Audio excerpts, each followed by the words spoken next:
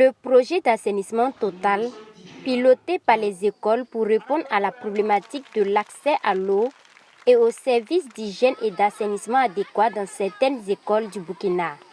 Ce projet, piloté par la Direction générale de l'assainissement, des eaux usées et excréta, vise à inculquer aux élèves les bonnes pratiques en matière d'hygiène et d'assainissement. La dite direction bénéficie de l'accompagnement de l'UNICEF ainsi que celle des directions régionales en charge de l'assainissement et de l'eau du centre et du centre-sud pour exécuter le projet sur le terrain. Ainsi, plusieurs activités sont organisées dans le cadre de la mise en œuvre de ce projet, à savoir des sensibilisations à l'endroit des élèves, la réhabilitation des latrines, la construction de latrines ainsi que la formation des enseignants. D'où l'importance de cet atelier qui réunit plusieurs enseignants venus de différentes écoles de la région du centre et du centre-sud. Durant 3 jours, ces enseignants seront outillés sur les bonnes pratiques en matière d'eau, d'hygiène et d'assainissement. Il s'agira de renforcer les capacités des acteurs et des encadreurs qui sont tout le temps avec les élèves. Et ce sont ces derniers qui les éduquent à l'école. Donc si ces derniers s'engagent à mettre en œuvre les différentes étapes, cela va nous faciliter vraiment le suivi pour qu'ils puissent à tout moment appliquer les bonnes pratiques en matière d'hygiène et d'assainissement.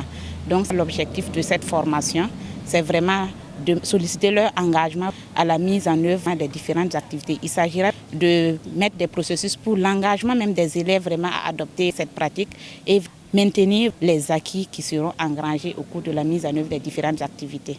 À la sortie de cet atelier, les participants devront servir de relais dans leurs différents établissements tout en s'impliquant réellement dans la mise en œuvre du projet. C'est ainsi que le projet pourra atteindre ses objectifs selon Ousseini Kafando, directeur régional en charge de l'eau et de l'assainissement du centre-sud.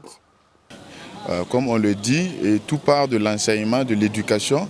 Donc on a jugé nécessaire que pour le changement de comportement au sein des communautés, c'est également nécessaire et il sied pour le mieux de tous et pour le bien-être de tout le monde de passer également par les enfants les plus petits à travers l'éducation. Le changement de comportement doit commencer dès la base et par la suite maintenant on peut la vulgariser déjà au sein de la communauté. Mais si la base est solide, on est sûr que les résultats au sein de la communauté seront atteints. Par la même occasion, la directrice en charge de l'eau et de l'assainissement du centre a tenu également à inviter les enseignants qui prennent part à cette formation à les accompagner dans la mise en œuvre du projet. Pas mener un tel projet sans impliquer les acteurs de première ligne que sont les enseignants. Donc pour cela, il fallait les réunir, les parler déjà du projet, leur dire ce que nous attendons d'eux pour la réussite d'un tel projet et également les inviter à nous accompagner pour la réussite de ce projet. Ces enseignants qui ont pris part à cette formation disent être déjà satisfaits des modules qui leur ont été dispensés en cette première journée de formation. D'ores et déjà, ces derniers saluent l'initiative et promettent eux aussi jouer leur partition pour l'atteinte des objectifs. Avec cette formation, nos capacités sont renforcées. Parce que ce qu'on faisait peut-être de façon volatile, on va mettre un accent particulier en sensibilisant les enfants. Parce que souvent, on leur parle de ça, mais ce n'est pas comme ça. Mais avec la formation, on voit qu'il y a beaucoup d'enjeux. Et ça, en tout cas, on pourra mieux sensibiliser les enfants. Je pense que cela va mieux porter. Le projet assainissement total, piloté par les écoles, prend en compte 20 écoles dont 10 écoles de la région du centre et 10 écoles de celle du centre-sud. Cet atelier marque le début de plusieurs autres activités qui vont jalonner l'exécution du projet.